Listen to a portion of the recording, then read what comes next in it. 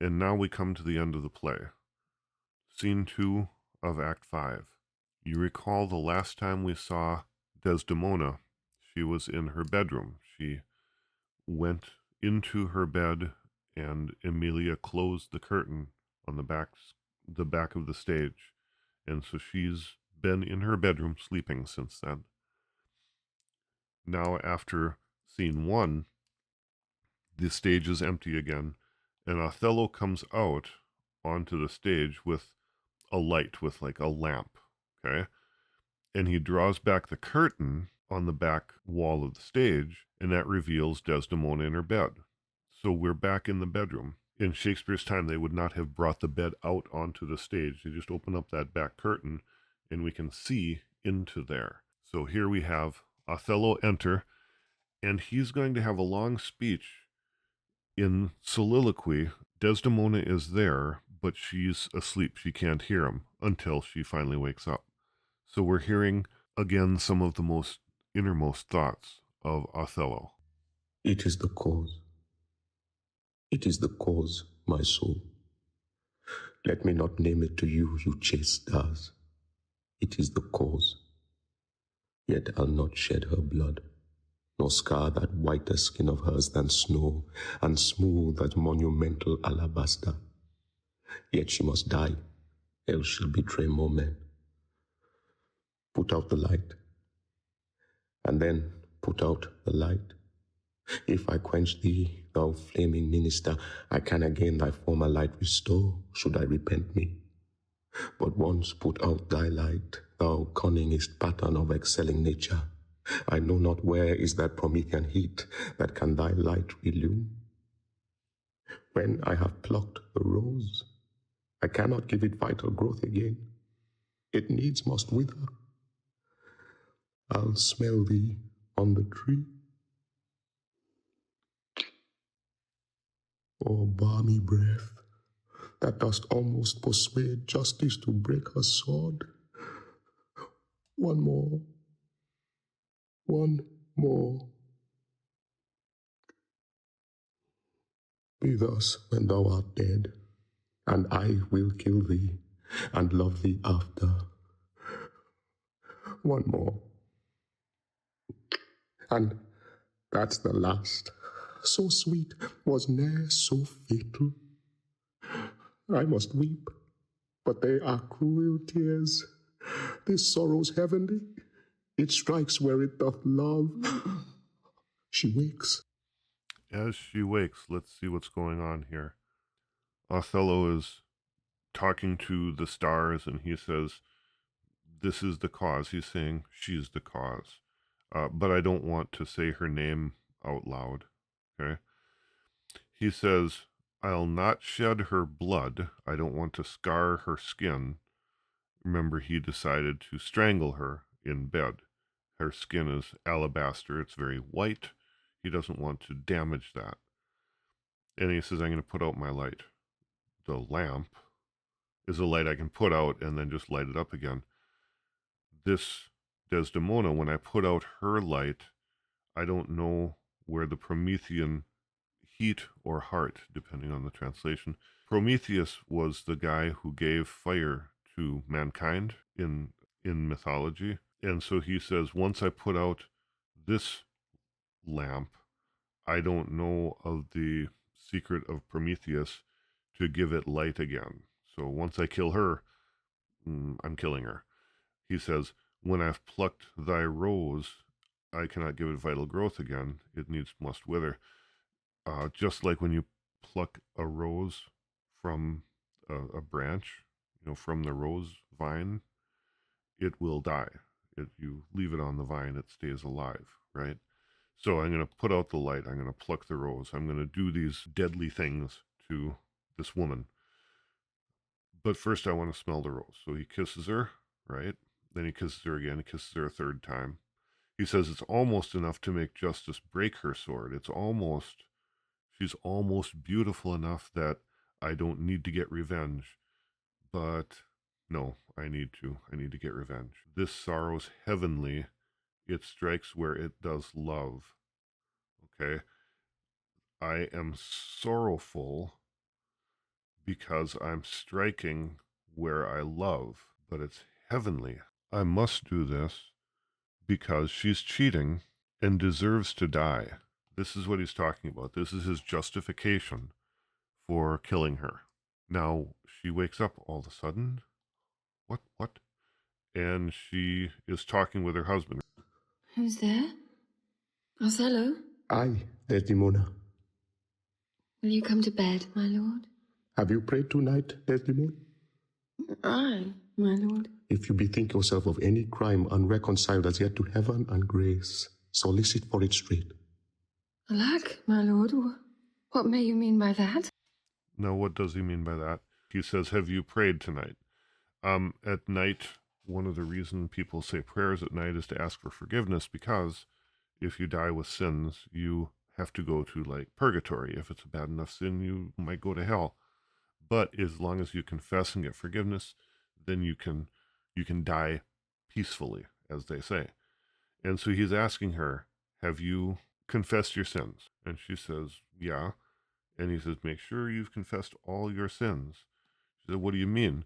He's going to be mentioning that he doesn't want to send her to hell with her sin on her, the sin of adultery. But if she confesses, then she would go to heaven. He's still going to kill her, but she would be confessed. Now, if she denies, then she's just made the sin worse. She's an adulteress and a liar.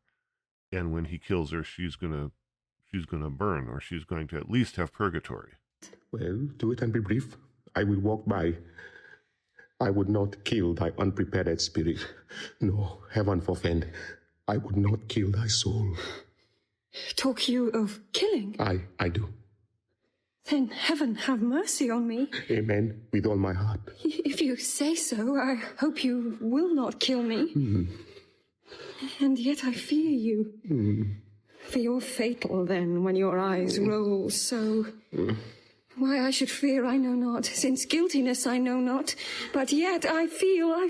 Think on thy sins. They are loves I bear to you. Aye, and for that thou diest. That death's unnatural that kills for loving. Alas, why gnaw you so your nether lip? Some bloody passion shakes your very frame. These are portents, but yet I hope they do not point on me. Peace, and be still. I will so. What's the matter? That handkerchief. Okay, we're going to talk about the handkerchief. But before, let's, again, make sure we see what's going on here. Othello says, you go ahead and take some time to confess. I don't want to kill your soul. And she says, well, then, don't kill me. And he says, no, you've sinned. Okay, that's why you have to die. And she says, no, I haven't sinned, but I'm still afraid. You're freaking me out.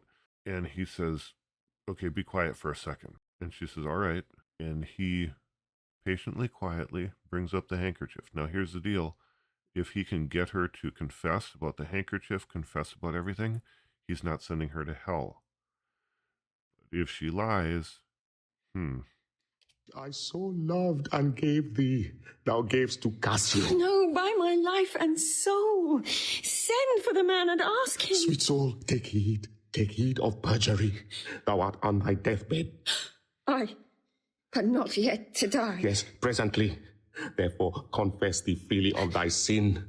For to deny each article with oath cannot remove nor choke the strong conception that I do groan with all. Thou art to die. Then, Lord, have mercy on me. I say amen. And have you mercy too. I never did offend you in my life. Never loved Cassio, but with such general warranty of heaven as I might love. I never gave him token. By heaven, I saw my handkerchief in his hand. Oh, perjured woman, thou dost stone my heart and makest me call what I intend to do a murder, which I thought a sacrifice. I saw the handkerchief. Okay, so here he's, repeating that he's seen him with the handkerchief, which he has.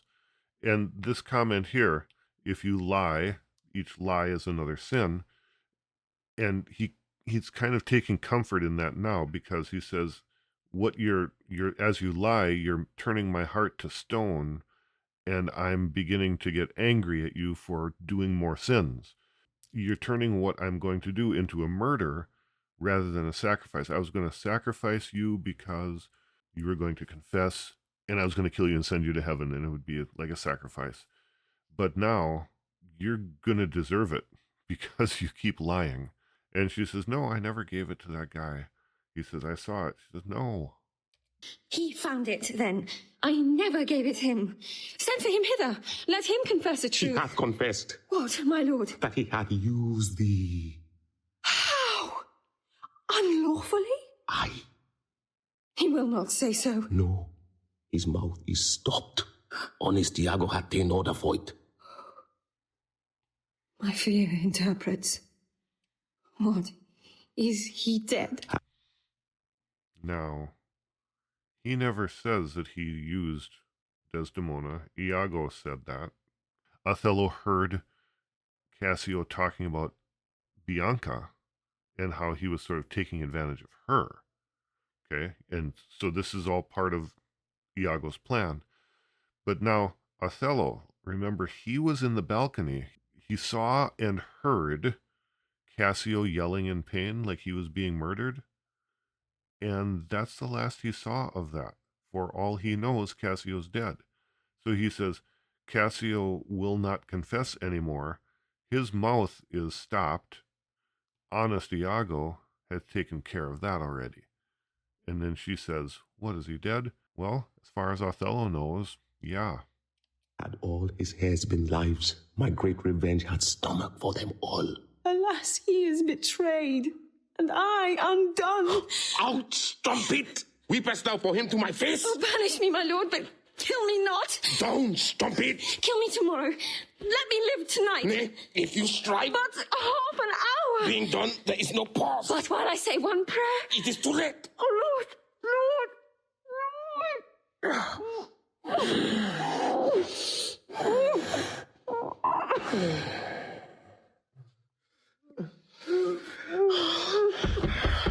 My lord! My lord! What ho, my lord! What noise is this? Lord! Not dead, not yet quite dead. I that am cruel am yet merciful. I would not have thee linger in thy pain. So. What ho, my lord! Now, just to be clear, Emilia is at the door, pounding on the door, and Desdemona is slowly dying. And he said, it's too late now. You don't even get any more time to pray, right? So now he's killing her, strangling her, like with a pillow. But when Emilia comes to the door, she's not there because she's worried that someone's killing Desdemona, remember? That's not what she's coming in to stop. She was told, go and get Othello and Desdemona because Cassio has been attacked by Rodrigo. Go get Othello and Desdemona and tell them what's happened. That's what she's coming for. It's just the right time for Othello to be interrupted in the middle of his murder. My lord! Who's there? Oh, good my lord, I would speak a word with you. Yes, 'tis Emilia. By and by. She's dead. 'Tis like she comes to speak of Cassio's death. The noise was here. No more moving. Still as the grave. Shall she come in? What good? I think she stirs again. No. What's best to do? If she come in, she'll sure speak to my wife. My wife? My wife? What wife? I have no wife. Oh, insupportable. Oh, heavy hour. Methinks it should be now a huge eclipse of sun and moon, and that the affrighted globe should yawn at alteration.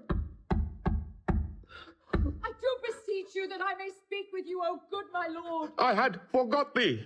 Oh, come in, Emilia. Soft, by and by. Let me the curtains draw. Where art thou?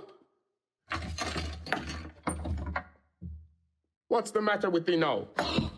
My good lord, yonder's foul murder done. What? Now? But now, my lord. It is the very error of the moon. She comes more nearer earth than she was wont and makes men mad. Cassio, my lord, hath killed a young Venetian called Rodrigo. Rodrigo killed and Cassio killed. No, Cassio is not killed. Not Cassio killed. Then murder's out of tune and sweet revenge grows harsh. Oh, falsely murdered. Oh, Lord! What cry is that? That? What? Out and alas, that was my lady's voice. Help! Help! Oh, help! Oh, lady, speak again. Sweet Desdemona, oh, sweet mistress, speak. A guiltless death I die. Oh, who hath done this deed? Nobody. I myself. Farewell. Commend me to my kind lord. Oh, farewell. Now, a lot of this is pretty obvious when she comes in, right? She talks about the murders and stuff. But then the fact that Desdemona, like, makes noise again. Desdemona is not dead yet. And she has enough breath and life to say just a couple of things and then die. It's odd. It's a Shakespearean death. There has to be a little bit more communicated here, so she can't quite be dead yet, but she is on her way to dying. Shakespeare does that once in a while. Now, importantly, Emilia says, "Who killed you as you lay here dying?" And Desdemona says, "Nobody. I myself. It's my own fault. I brought it on myself. It's not anyone's fault but my own." But the way she phrases it, I mean, who strangled you? Nobody. I did it myself. You know, obviously, Emilia doesn't believe that. So let's see where it goes. Why? How should she be murdered? Alas, who knows? You heard her say herself it was not I. She said so. I must needs report the truth. She's like a liar gone to burning hell. 'Twas I that killed her. Now, this is really, it seems almost comical, but when you look at what's going on, he says, how did she die? And Emilia now, of course, she knows, like, you killed her, but she's a servant, and she says, "Oh, who knows? You heard her say that I didn't do it," and she says, "That's true. I need to report the truth, and that's what I heard her say. So you don't have to kill me too," right? That's what she's doing. But this is the thing. Othello was angry at her when she died because she wouldn't confess. And that's why he didn't even bother giving her time to pray at the end. He said it's too late. And he is just so angry. He tells Emilia, "That's not true. She was lying the second she died. She's burning in hell because I did kill her." She says, "No one did. That's a lie. She's going to hell like she deserves." So he can't resist that. And in doing so, he confesses. And Emilia says, "She's an angel and you're a devil." And she uses the terms. She says, she's an angel being white, you're a devil being black. It's not as much really racist as theological, but it's racist at the same time. She's like a liar gone to burning hell. 'Twas I that killed her. Oh, the more angel she, and you, the blacker devil. She turned to folly, and she was a whore. Thou dost belie her, and thou art a devil. She was false as water. Thou art rash as fire to say that she was false. Oh, she was heavenly true. Cassio did top her. Ask thy husband else. Oh, I were damned beneath all depth in hell, but that I did proceed upon just grounds to this extremity. Thy husband knew it all. My husband? Thy husband. That she was false to wedlock? I with Cassio. Nay, had she been true, if heaven would make me such another world of one entire and perfect chrysolite, I'd not have sold her for it. My husband? Aye, it was he that told me first. An honest man he is, and hates the slime that sticks on filthy deeds. My husband? What needs this iterance, woman? I say thy husband. Oh, mistress, villainy hath made mocks with love.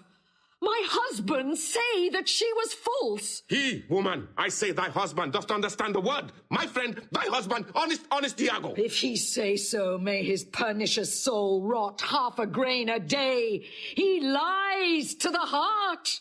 She was too fond of her most filthy bargain. Huh? Do thy worst. This deed of thine is no more worthy heaven than thou wast worthy her. Peace. You were best. Thou hast not half the power to do me harm as I have to be hurt. Oh, gull! Oh, dolt! As ignorant as dirt! Thou hast done a deed! Huh? I care not for thy sword. I'll make thee known, though I lost 20 lives. Help! Help! Oh, help! The Moor hath killed my mistress! Murder! What is the matter? Now let's cover some of this. When Amelia says she's innocent, you're the one, you're the devil that's killing her, he says, no, I've got evidence. Cassio was with her. You can ask your husband. He's the one that helped me figure it out. She goes, what? He goes, yes, he's the guy that helped me figure... What? My husband? That's the guy that you're trusting? You bet it is. And he yells, why do you keep repeating my husband, my husband? That's who I'm talking about. And she says, oh, if my husband is the one then that got you to do this, may his pernicious soul rot half a grain a day for all of eternity. May he be slowly torn apart for the rest of time. She understands that her husband is not the most trustworthy. She may have never expected him to go this far with anything, but she doesn't believe Iago's stories like Othello does. When she confronts Othello, she says, yeah, you do the worst you can. I don't care. You can go ahead and stab me with your sword. I'm not afraid of your sword. I'll shout it from the mountaintops. You killed my mistress, my boss. And right at that point is when these guys come in. Montano, Graziano, and Iago. Now, remember that they will be coming from the murder of Rodrigo, where Cassio and Rodrigo were fighting. That's what they're coming from. So they aren't, again, coming here because someone has just been killed. They're coming here to talk about the murder that happened out there in the street. Hello, General. Oh, are you come, Iago? You have done well that men must lay their murders on your neck. What is the matter? Disprove this villain if thou be'st a man. He says thou toldst him that his wife was false. I know thou didst not. Thou art not such a villain. Speak, for my heart is full. I told him what I thought, and told no more than what he found himself was apt and true. But did you ever tell him she was false? I did. You told a lie! An odious, damned lie upon my soul, a lie! A wicked lie! She false with Cassio! Did you say with Cassio? With Cassio, mistress! Go to, charm your tongue. I will not charm my tongue. I am bound to speak. My mistress here lies murdered in her bed. Oh, heavens, so fair. And your reports have set the murder on. Nay, stare not, masters. It is true indeed. It is a strange truth. Oh, monstrous act. Villainy, villainy, villainy. I think upon't. I think I smelt. Oh, villainy, I thought so then. I'll kill myself for grief. Oh, villainy, villainy. What, are you mad? I charge you. Get you home. Good gentlemen, let me have leave to speak. 'Tis proper I obey him, but not now. Perchance, Iago, I will ne'er go home. Now, she's yelling about her husband in front of these gentlemen. She's saying, you are the reason why Desdemona has been murdered here. She says, now, sarcastically, I want you to tell me that you didn't say this, because I know you're not the kind of guy that would say something like that. And he says, I only told Othello what I thought, and the rest he figured out himself. Again, this is something that he said that he was part of his plan. I only have to get it rolling, and then the fire will go on. The jealousy, once it's lit in Othello, will do its job. Emilia is saying, you're a villain. That's why she asks the men, the gentlemen. She says, it's right that I obey my husband, but not now. I need to talk to you about what he did. I need to sort of break that oath against my husband.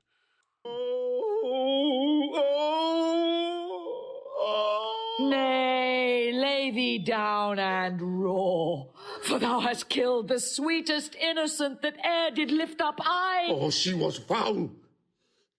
I scarce did know you, uncle. There lies your niece, whose breath indeed these hands have newly stopped. I know this act shows horrible and grim. Poor Desdemon, I am glad thy father's dead. Thy match was mortal to him, and pure grief shore his old thread in twain. Did he live now, this sight would make him do a desperate turn. Yea, curse his better angel from his side and fall to reprobation. 'Tis pitiful, but yet Iago knows that she with Cassio hath the act of shame 1,000 times committed. Cassio confessed it, and she did gratify his amorous work with that recognizance and pledge of love which I first gave her. I saw it in his hand. It was a handkerchief, an antique token my father gave my mother. Okay, now Amelia has this final thing that she finds out. Two important things happen up here.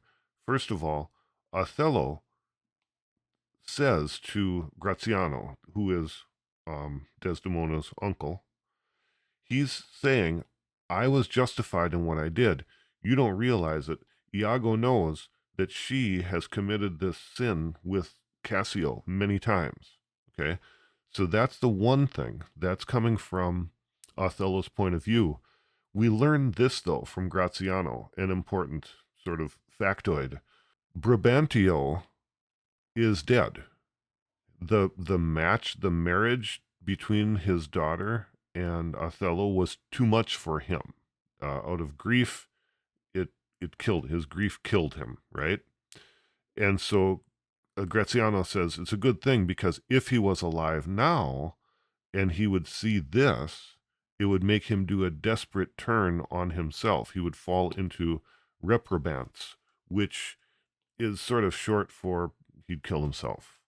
And so it's a good thing he's dead before he would do that to himself. That's what he'd do if he saw this. And then that's when Othello says, no, she's guilty. And she did this with Cassio, and I know because I saw the handkerchief. And this is where Amelia comes in. Now remember, Amelia was asked, she's the one who found the handkerchief. She told Desdemona that she didn't know where it was. She actually lied about that. And this is what happened. God. Oh, heavenly God. Dunes, hold your peace. Twill out. Twill out. Aye, peace. No, I will speak as liberal as the north.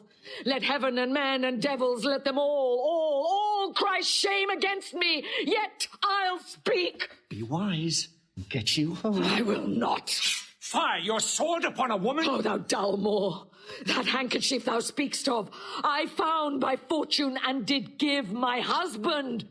For often with a solemn earnestness, more than indeed belonged to such a trifle, he begged of me to steal it. Villainous whore. She give it Cassio. No, alas, I found it and I did give it my husband. Filth, thou liest. By heaven, I do not. I do not, gentlemen. Oh, murderous coxcomb. What should such a fool do with so good a wife? Are there no stones in heaven? But what serves for the thunder? Precious villain!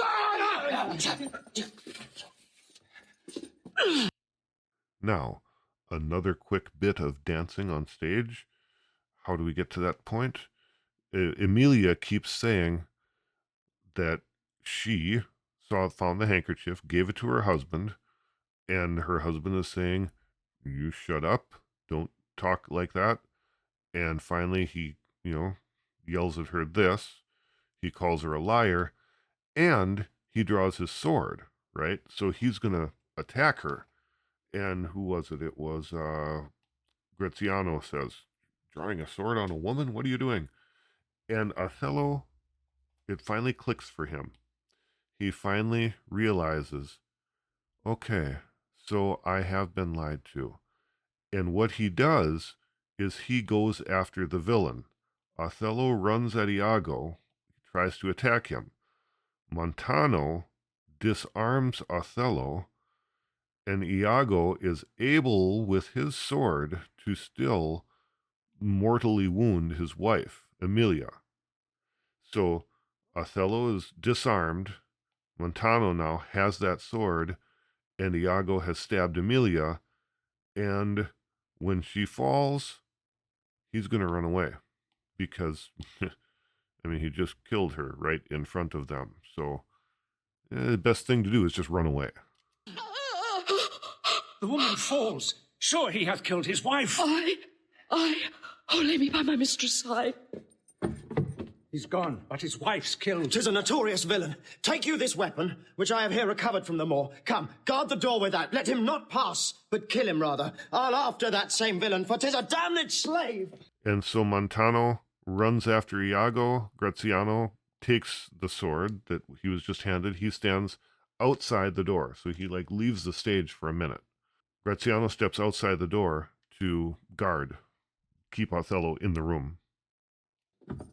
I am not valiant neither, but every puny whipster gets my sword. But why should honor outlive honesty? Let it go all. What did thy song bode, lady? Hark, canst thou hear me? I will play the swan and die in music. Willow, willow, willow. Moor, she was chaste. She loved thee, cruel Moor. So come my soul to bliss as I speak true. So speaking as I think, alas, I die. I have another weapon in this chamber. It is a sword of Spain, the Icebrook's temper. Oh, here it is. Uncle, I must come forth. If thou attempt it, it will cost thee dear. Thou hast no weapon and perforce must suffer. Looking upon me then and speak with me, or naked as I am, I will assault thee. What is the matter? Behold, I have a weapon. So, before he starts talking about his weapon again, Emilia has died. She sang the Willow song to Desdemona, but she says, I'm speaking my mind before I die, you're innocent, which gives another bit of support to Othello for the real truth, right? Now, this extra sword that he has, it's his bedroom. He's a soldier, so certainly it probably is under the mattress or something. That seems perfectly reasonable. He calls Graziano in. He says he has to talk to him, and when he gets in there, he reveals, I still have a weapon, and they talk. A better never did itself sustain upon a soldier's thigh. I have seen the day that with this little arm and this good sword, I have made my way through more impediments than 20 times your stop. But oh, vain boast! Who can control his fate? 'Tis not so now. Be not afraid, though you do see me weaponed. Here is my journey's end. Here is my butt, and very sea mark of my uttermost sail. Do you go back dismayed? 'Tis a loss to fear. Man but a rush against Othello's breast, and he retires. Where should Othello go? Now, how dost thou look now? Oh, ill-starred wench, pale as thy smoke. When we shall meet at Compt, this look of thine will hurl my soul from heaven, and fiends will snatch at it. Cold? Cold, my girl? Even like thy chastity. Oh, cursed, cursed slave, whip me, ye devils, from the possession of this heavenly sight. Blow me about in winds, roast me in sulphur, wash me in steep down gulfs of liquid fire. Oh, Desdemona, Desdemona, dead. Oh. Oh. Where is... Okay, so clearly, his speech makes a lot of sense. He does tell Graziano, my sword is good. I've fought through a line of 20 people stronger than you with this sword. So, but I'm not going to kill you. He says at Judgment Day, I'm going to go to hell when I see you at the gates of heaven. He says, devils whip me, take me from this heavenly sight. He's asking to be condemned to hell for his sins.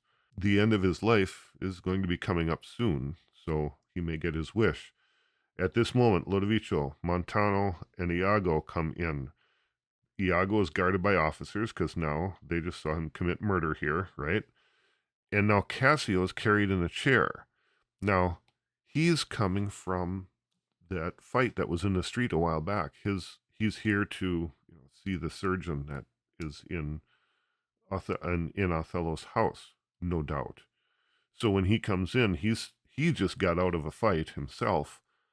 It seems awkward for him to come in here, but remember, this is where he was being carried when he left the street fight. So let's listen in. Is this rash and most unfortunate man? That's he that was Othello? Here I am. Where is that viper? Bring the villain forth. I look down towards his feet, but that's a fable. If that thou beest a devil, I cannot kill thee. Wrench his sword from him.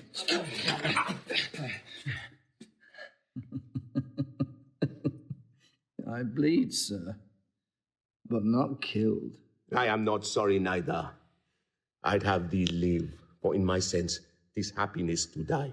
Oh, thou Othello, that wert once so good, fallen in the practice of a damned slave.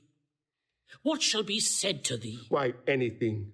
An honorable murderer, if you will.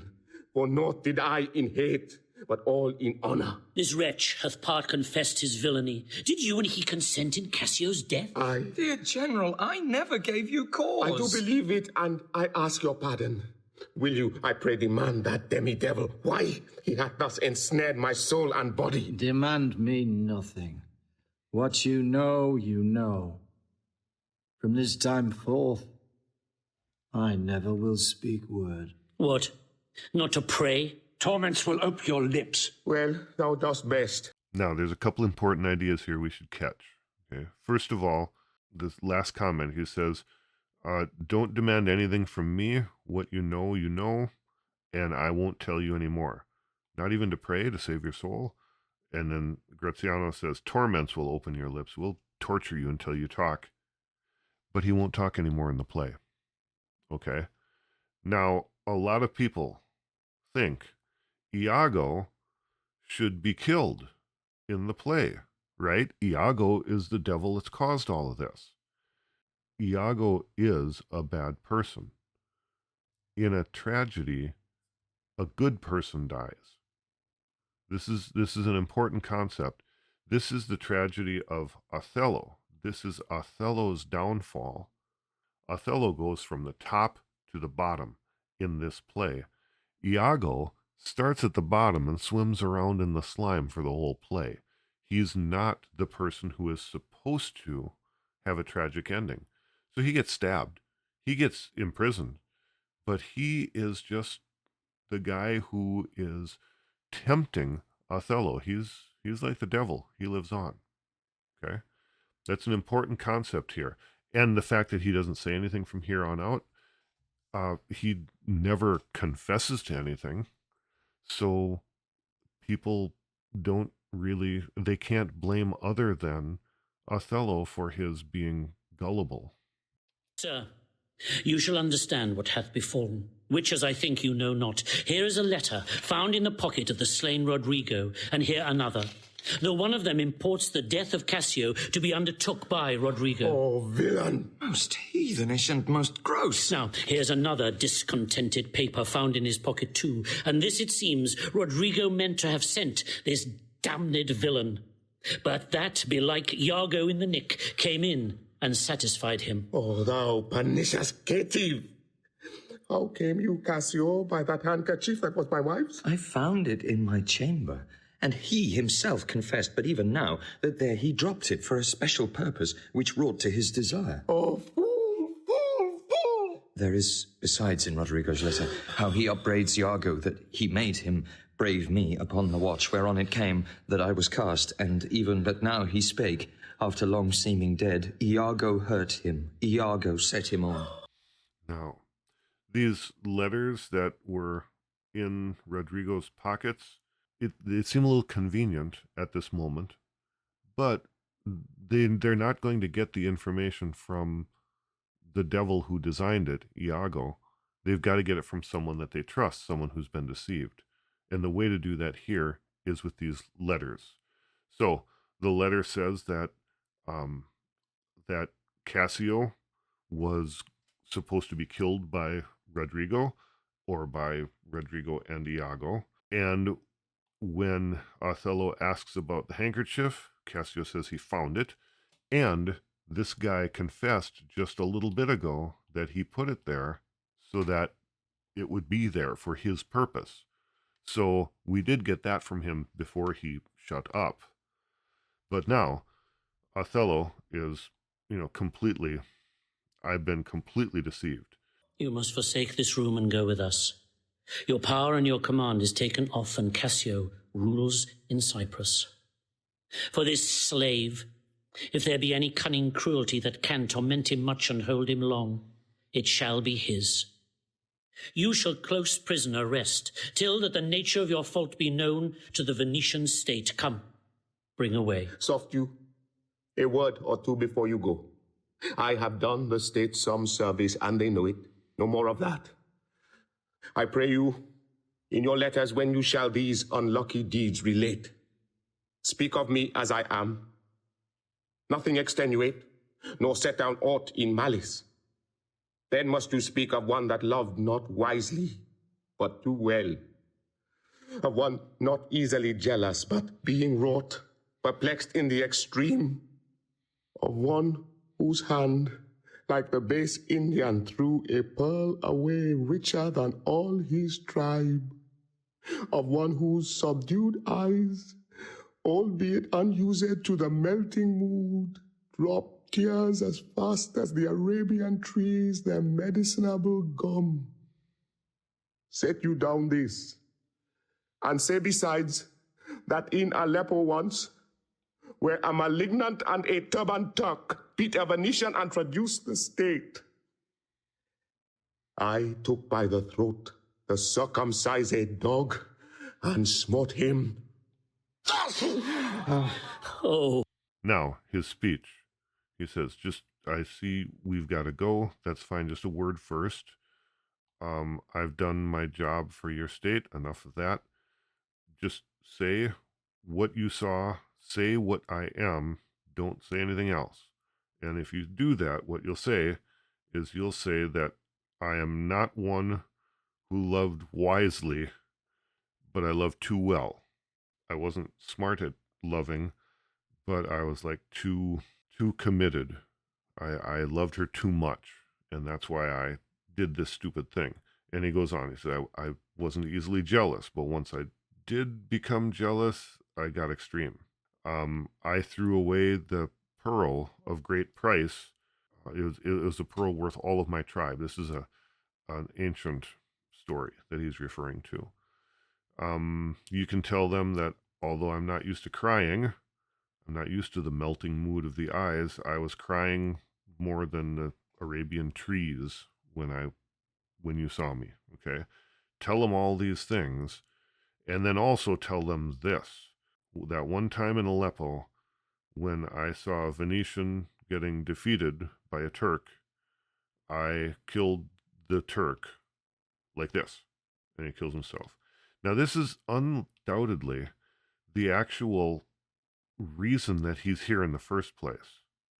He's probably saying, remind them that the whole reason that the Venetians took me in and hired me is because in Aleppo, I killed the Turks who were fighting the Venetians, right? So this is like a historical comment, and it's poetically appropriate because now he kills himself. He says he's doing it the same way. So that's the image that he brings up as he kills himself. Oh, bloody period. All that spoke is marred. I kiss thee ere I kill thee. No way but this, killing myself to die upon a kiss. This did I fear, but thought he had no weapon, for he was great of heart. Oh, Spartan dog, more fell than anguish, hunger, or the sea. Look on the tragic loading of this bed. This is thy work. The object poisons sight, let it be hid. Gratiano, keep the house, and seize upon the fortunes of the Moor, for they succeed on you. To you, Lord Governor, remains the censure of this hellish villain. The time, the place, the torture. Oh, enforce it. Myself will straight aboard, and to the state this heavy act with heavy heart relate. And the play ends. Now, at the end, Othello, kills himself. He stabs himself, and he falls on the bed, saying one last goodbye to Desdemona. Something that we didn't mention earlier, when Emilia, this is actually an error at the end, okay? Because when Emilia was stabbed, she said, "Lay me by my mistress." Now, she probably didn't get them to lay her up on the bed. Maybe they did. Maybe somebody helped her up there, or maybe she fell on the bed. At any rate, she is dead on the bed, like on one side of Desdemona. So when Othello falls on the other side and says goodbye to Desdemona, we're told that this bed is loaded with death, is loaded with tragedy. And then Lodovico says, "Let it be hid," and they close the curtain, which means that now, out on the stage, that bedroom back here is where all the dead people are, and the living people are standing out here talking about it, and they all can leave, and the stage is empty. As they leave, he says, "Gratiano, you guard the house, seize upon the fortunes of the Moor, they succeed on you," because he's like his next closest relative, right? He's his wife's uncle. So you get the money, you get his treasures, whatever. Cassio, he says, "You're in charge here. You're the Lord Governor. You are the one that's going to censure this hellish villain, that's Iago, who still is not talking again. You censure him in the right time, the right place. You get it done. Me, I'm going to go back to Venice and explain to them this heavy act that's happened. I'll explain with my heavy heart." And the play comes to an end as the people leave the stage.